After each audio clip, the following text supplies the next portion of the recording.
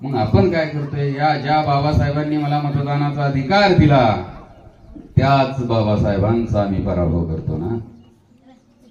निवडणुकीच्या एक दिवस अगोदर 2 दिवस अगोदर आपल्याकडे कोण येईल आणि काय देईल याची वाट पाहत आपण बसतो आणि म्हणून आपली वाट लागते. अरे ज्या बाबासाहेबांनी स्वाभिमान शिकवला त्याच बाबासाहेबांचा स्वाभिमान आपण गहाण ठेवतो. कशावरती? 500 रुपयावरती, चपटीवरती गहाण ठेवतोय ना. आणि म्हणून संकल्प करायला पाहिजे, जो बाटे